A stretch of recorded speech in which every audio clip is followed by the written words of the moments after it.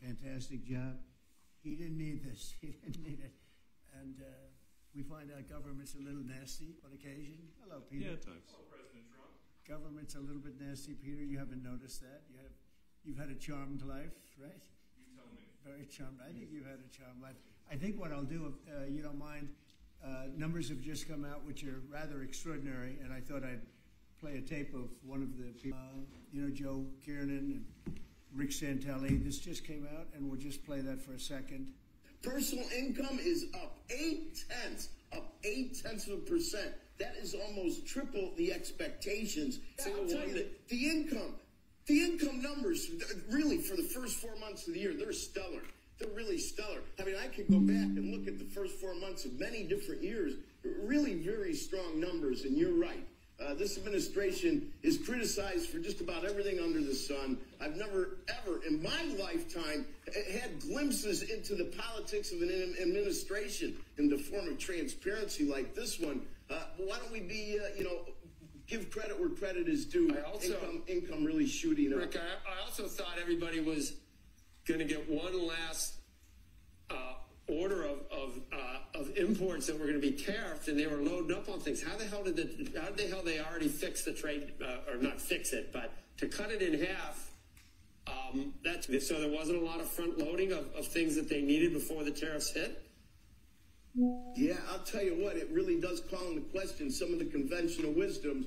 And, it's going to be interesting to see what happens next month when we get this number, or we see some of the other numbers like current accounts, see how they fared. Because I don't know, I've been watching these numbers a long time. I don't think I've ever seen the trade deficit cut in half in 1 month. Not bad. Right? Not bad. Come on, guys.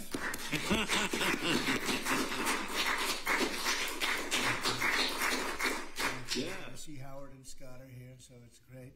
You guys want to stand over here? You might as well. You're the ones that help produce those numbers, and it'll only get better. The tariffs are so important, and that's why we were so happy with the decision yesterday where the tariffs continue, because without the tariffs, our nation would be imperiled.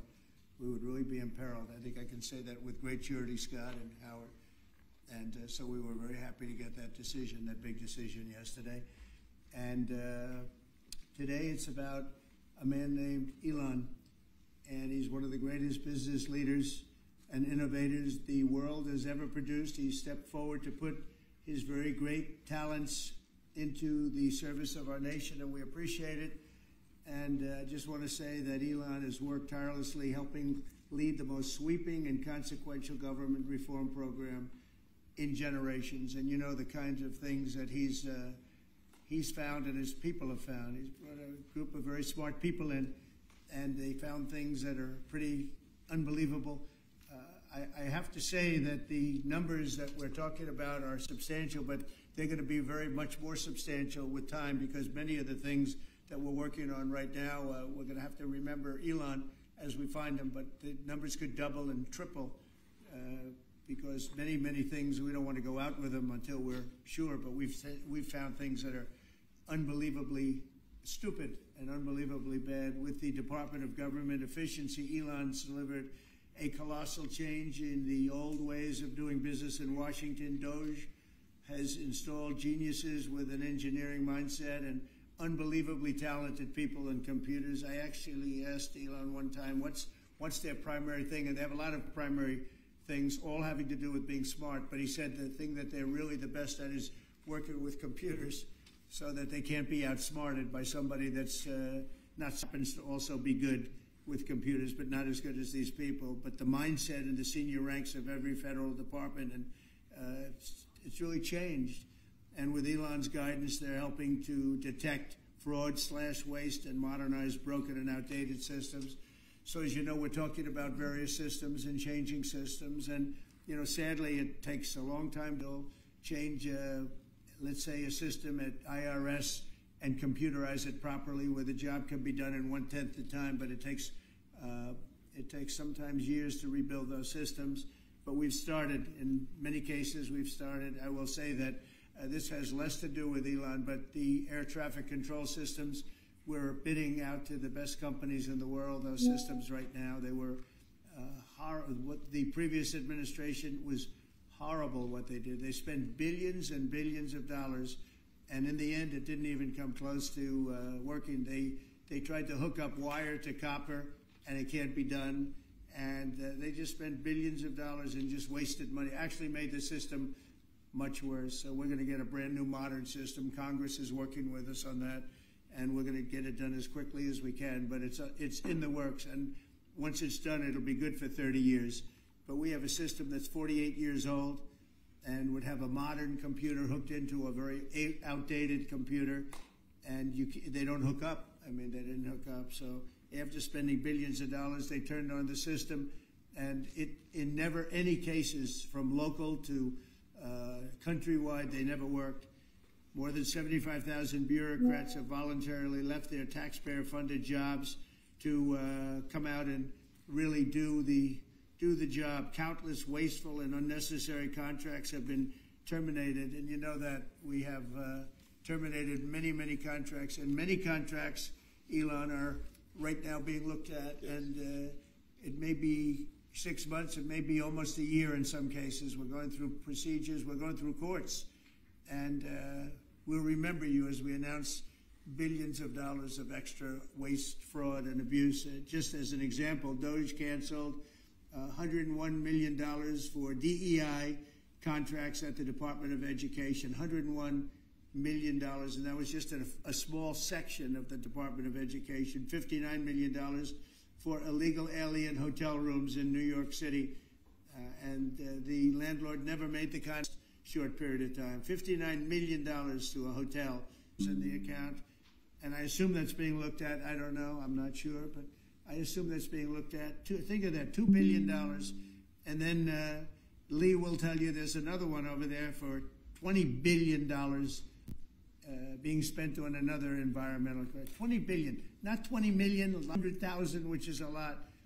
So think of it. In her case, you have $100, and now all of a sudden she gets hit with an infusion of $2 billion just before I take office. $20 million for Arab Sesame Street in the Middle East. Nobody knows what that's all about. Nobody's been able to find it. $8 million for making mice transgender. So they spent $8 million on making mice transgender. And those are better than many of the others. I could sit here all day and read things just like that, but we have other things to do. So it's much, much more than just that. We're committed to making the DOGE cuts permanent and stopping much more of the waste in the months to come. We want to get our great, big, beautiful bill finished and done. After that, we put some of this into the bill, but most of it's going to come later. We're going to have it cauterized by Congress, affirmed by Congress. In some cases, we'll make cuts. In some cases, we'll just use it in a different layer to save the money, but it's hundreds of billions of dollars. DOGE has also fully modernized the federal retirement process and continues to work very hard on the IRS modernization, but we're taking that over with DOGE.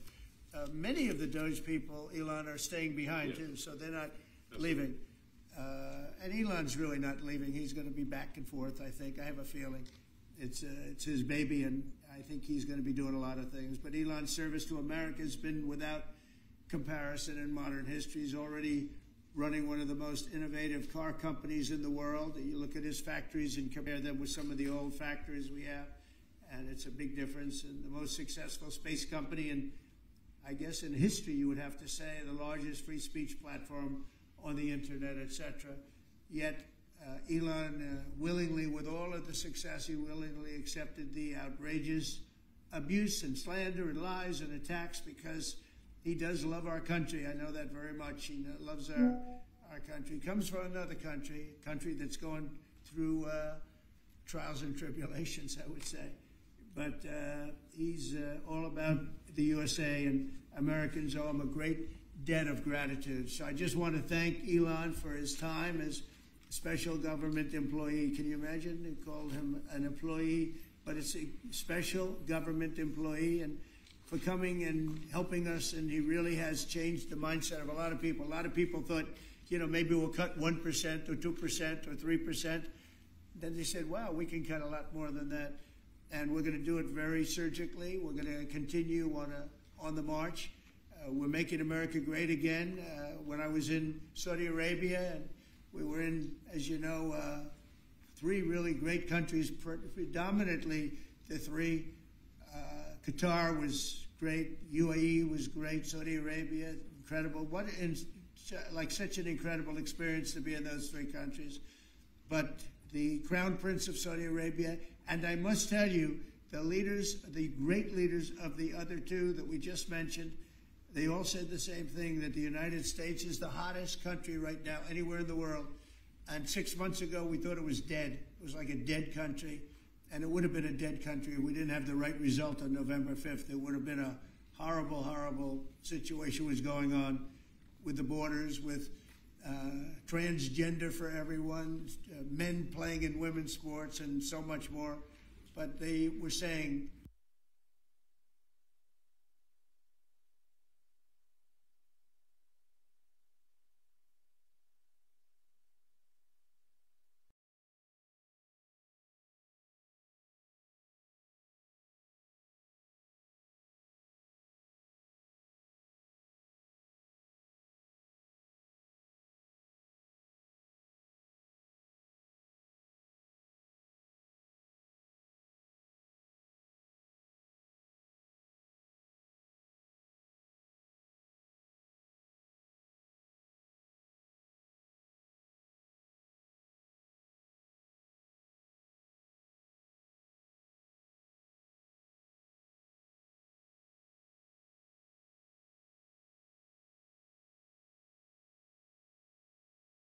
the hottest country anywhere in the world. And then I played that little clip because I was one person who was respected, or 2 people, because Joe was in that one too. Joe's a good man.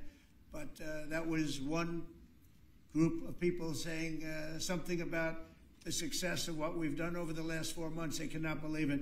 In the one case, they said they've never seen anything like it as long as they've been doing what they've been doing. They've been doing it for a long time. So I want to thank Elon for helping.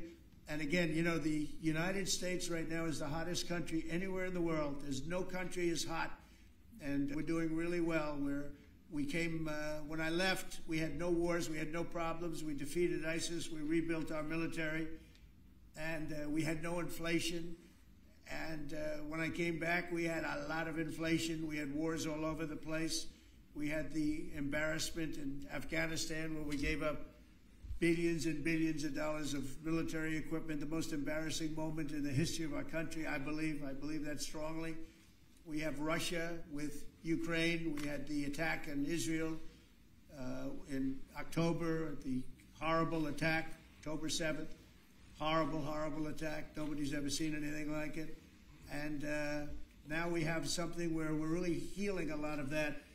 We stopped India and Pakistan from fighting. I believe that could have turned out into a nuclear disaster.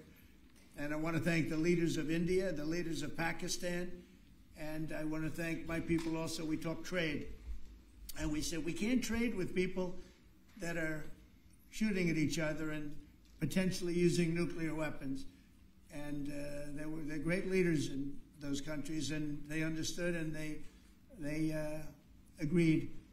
And that all stopped, and we're stopping others from fighting also, because ultimately we can fight better than anybody. We have the greatest military in the world.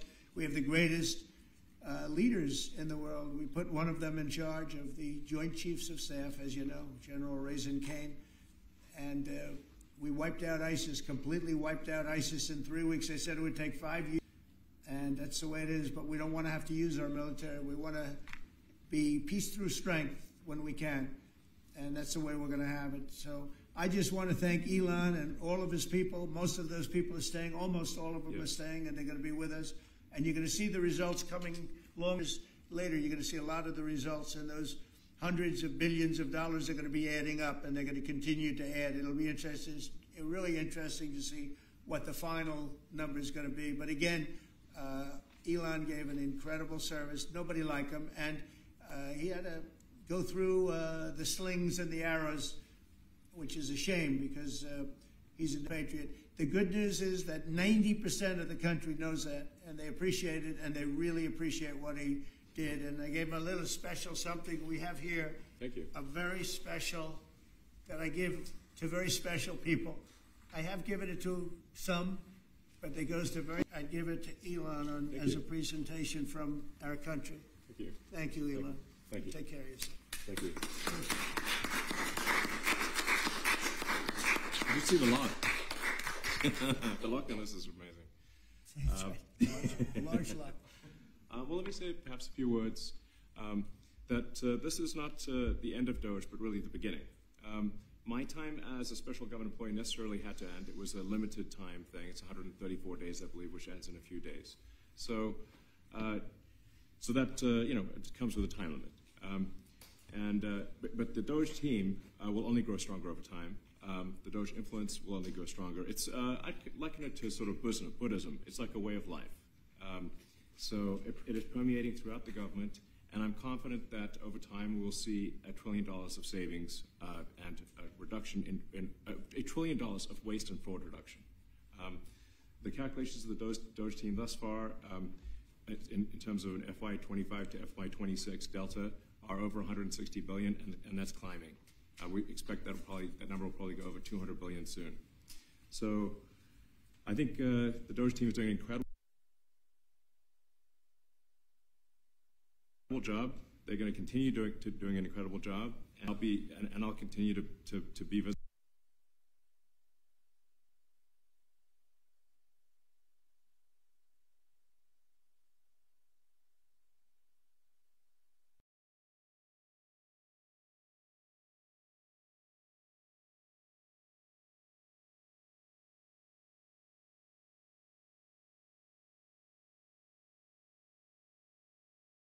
Visiting here and be a friend and advisor to the president, and I look forward to times being back in this amazing room. By the way, isn't this incredible?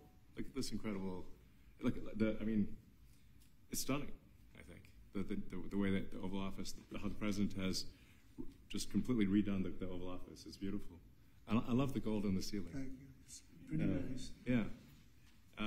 It's been there a long time. That was plaster. Nobody ever really saw it. They didn't know the eagle was up there, and we highlighted. It's essentially it's a landmark, a great landmark, and that's 24-karat gold, and everybody loved it. And now they all see it when they come in. So it's been good.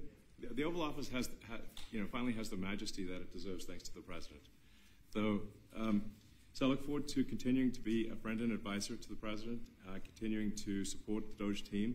And we are relentlessly pursuing $8 trillion in waste and fraud reductions, which will benefit the American taxpayer. That's it, really. Thank you, Mr. President. Thank you. Great job. Thank you. President Trump, the president mentioned that you had to deal with all the slings and arrows during your time at Doge. There's this New York Some of the people, some of the media organizations in this room were the slingers.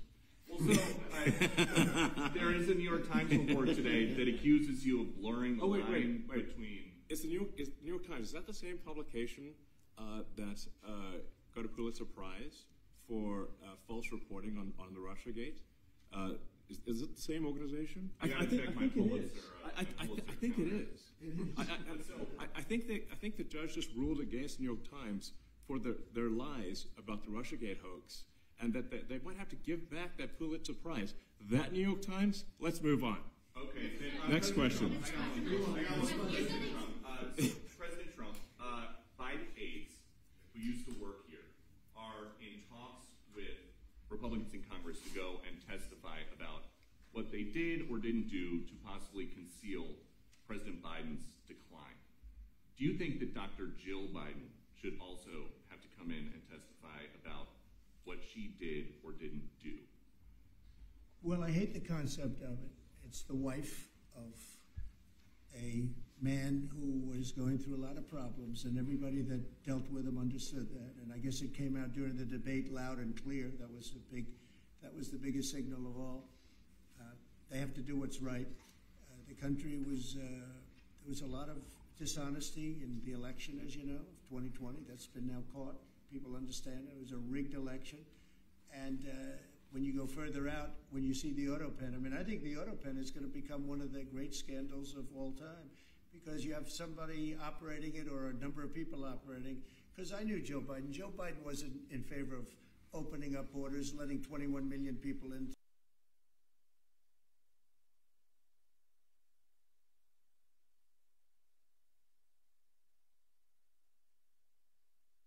Institutions and gang members. He wasn't into that at all.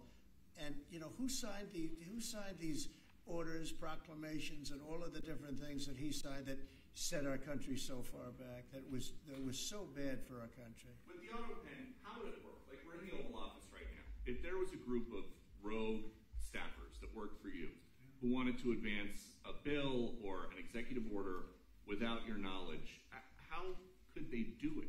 How do they do it?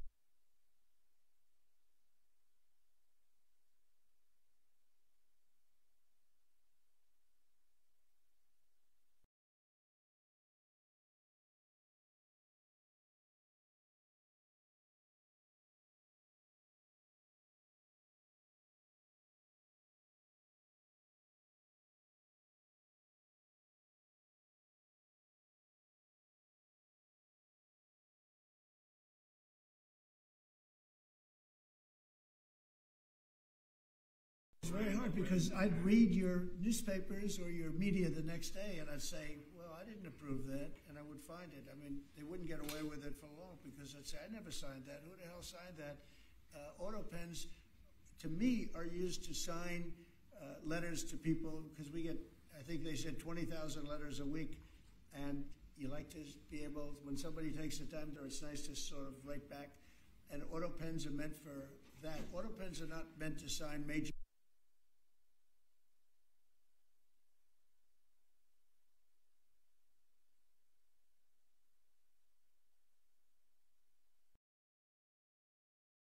proclamations or tax cuts or borders, anything having to do with the border, which is so important. And if it happened on my watch, I would be able to see it, because the next day or sooner I'd be reading about something that I knew nothing about, and who the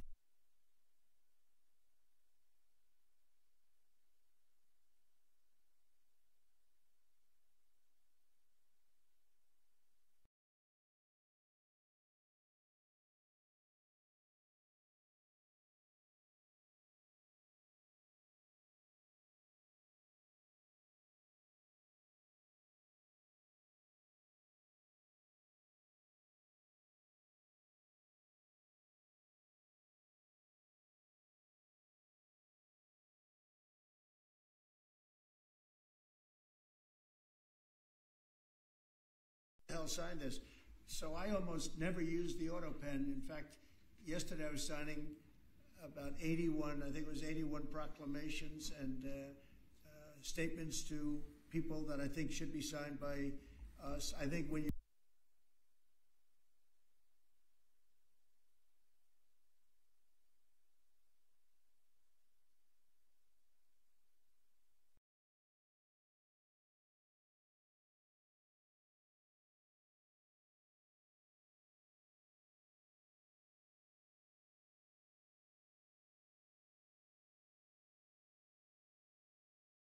write letters to foreign dignitaries or presidents or prime ministers, you should be signing those letters, not done with auto pens.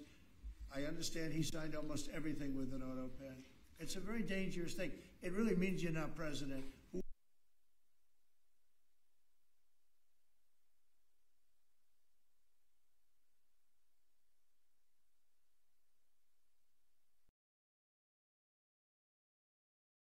Whoever operated the auto pen, and we think we know who that is, and it was actually more than one person, but that's not what the presidency is all about. I hardly used to hear Mr. it. President, on China.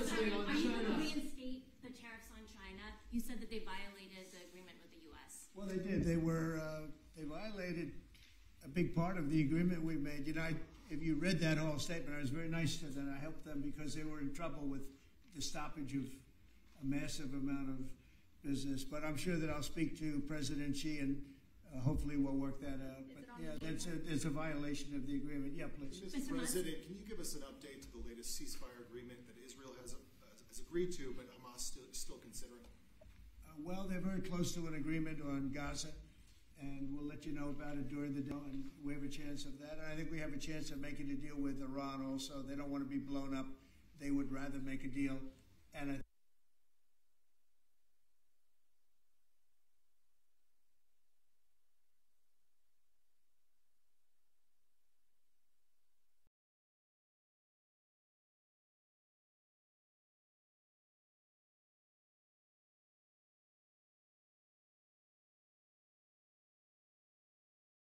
I think that could happen in the not too distant future. That would be a great thing if we could have a deal without bombs being dropped all over the Middle East. That would be a very good thing.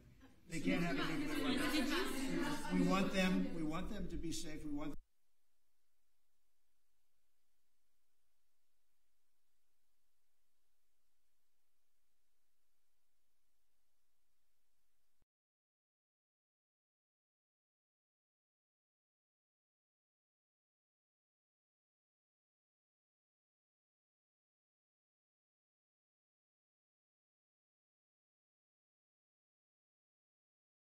Them to have a very, very successful nation. Let it be a great nation, but we can't have that. They cannot have a nuclear weapon. It's very simple. And I think we're fairly close to a deal with Iran. Mr. Moss, a question for Elon. Yeah, please. You said just now that you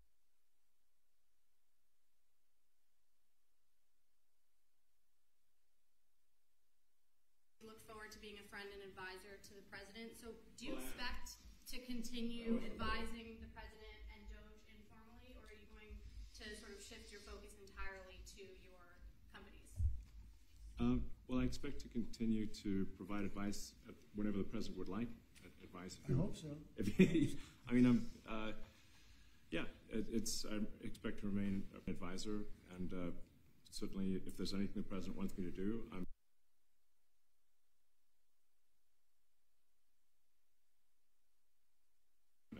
at the president's service. Mr. Moss, on Doge, you said that there was a $1 trillion promise for cuts from. Yes, I think we do expect over time to achieve the $1 trillion. But what have you found in your time here was the biggest